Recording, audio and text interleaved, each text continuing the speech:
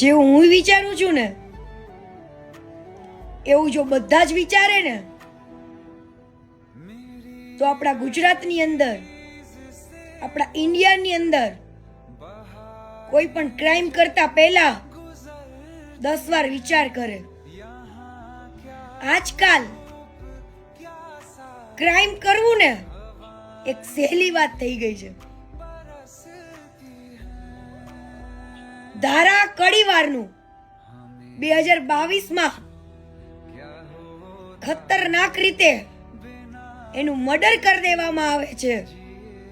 1 વર્ષ સુધી પોલીસને ગુમરાહ કરવામાં આવે છે. ત્યારબાદ 1 વર્ષ પછી 19/6 એનું મર્ડર પકડાય છે 2023માં. તો મિત્રો તમે વિચારો કે 1 વર્ષ સુધી પોલીસને ગુમરાહ કરી અને ત્યારબાદ ઘણા બધા વરસાદો, વાવાઝોડા થઈ ગયેલા, જ્યાં આગળ ધારા કડીવારને મારવામાં આવી, પેટ્રોલ નાખીને સળગાવવામાં આવી અને મિત્રો આ મર્ડર પકડાણું. પણ તોય તમે જોવો છો ને કે 3 જણા તો છૂટી ગયા આની અંદર. હવે આપણે એ જોવાનું છે કે ધારા કડીવારને ન્યાય મળે છે કે નથી મળતો. જો સૂરજ ભડવાજી બહાર આવી ગયો તો આપણે બધાને સમજવાનું કે ગુજરાતની અંદર કોઈ પણ બેન દીકરીઓ સુરક્ષિત નથી. કેમ કે જો આ લોકો 6, 7, 8 મહિનામાં બહાર આવવા માંડ્યા છે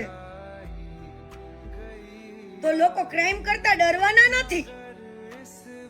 અને આ સંજય સોહેલિયા નું આઈડી ની પાછળ 1001 લગાવેલું હતું અને અત્યારે ભડના દીકરાએ 302. વાહ મરદ વાહ, તું તારા જાતને એવું માનેસ કે મારા અંદર મેલડીમાં આવે છે, હું એક ભુવાજી છું. તો ભડવા સંજય સોહેલિયા, તને અફસોસ હોવો જોઈએ એક દીકરી સાથે ખોટું થયું એનો, પણ તને ના, બિલકુલ અફસોસ નથી. તો મિત્રો આ સંજય સોહેલિયાના જામીન રદ થવા જોઈએ અને ધારા કડીવારના જે કઈ પણ ત્યાંથી હાડકા મળ્યા હતા ને મિત્રો, એફએસએલ માં ગયા ને, એ એક ડોગના એક બિલાડીના નીકળ્યા છે. તો બધાને ખબર હોય, નાના નાના છોકરાને ખબર પડે છે કે આ લોકોએ મર્ડર કર્યા પછી કોઈ પણ જાતના પ્રૂફ પુરાવા છોડ્યા નથી. પ્રૂફ પુરાવાનો નાશ કરી દેવામાં આવ્યો છે. છતાં પણ હજુ કોર્ટના ચુકાદાની રાહ જોઈને બેઠા છે. તો કોર્ટનો ચુકાદો એક જ હોવો જોઈએ, ફાસ્ટ ટ્રેક કોર્ટની અંદર આનો ઇન્સાફ હોવો જોઈએ અને આ લોકોને કડકમાં કડક સજા પડવી જોઈએ. એના બદલે આ લોકો જામીન ઉપર છૂટે છે. વાહ મોજ વાહ. બાકી આપણા કાયદા કાનૂન ને કહેવાય કે 6 મહિનામાં મર્ડર કરેલા તો બહાર આવે છે.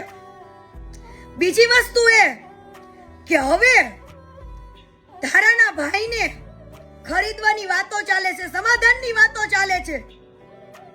તો સુવાડિયા કોડી સમાજે જેટલા પણ આવેદન પત્ર આપ્યા હતા ને એનો જવાબ લેવામાં આવે અને આ તપાસ ફરીવાર થવી જોઈએ. અને જે કલેક્ટર સાહેબની હાજરીમાં આ લોકોએ મર્ડર કબૂલ્યો છે તો ફાસ્ટ ટ્રેક કોર્ટની અંદર આ કેસ ચલાવવામાં આવવો જોઈએ અને જલ્દીમાં જલ્દી આનો ચુકાદો આવવો જોઈએ. એની બદલે વાહ, જામીન ઉપર છૂટે છે. બીજી વસ્તુ એ કે આજે આ દીકરી જોડે બનાવ બન્યો છે અને હજુ પણ આ લોકોનું કેવું એમ છે કે કીર્તિ પટેલ અમારો ટાર્ગેટ છે. જોઈએ પણ વાંધો નહીં. તો ધારા કડીવાર સાથે આ બનાવ બન્યો છે એવો બીજી છોકરી સાથે ના બને ને, એના માટે બધા મીડિયાની જરૂર છે. બધા ઇન્સ્ટાગ્રામના મોટા મોટા આઈડી છે ને એની પણ જરૂર છે કે આજે કોઈની દીકરી છે, કાલે આપણા ઘરની પણ દીકરી હોઈ શકે.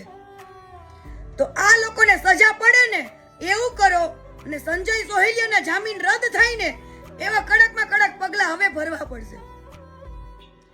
જય માતાજી મિત્રો, તમારા લોકોના ફૂલ સપોર્ટની જરૂર છે ધારા કડીવારને, કે એને ન્યાય મળે બહુ જલ્દી.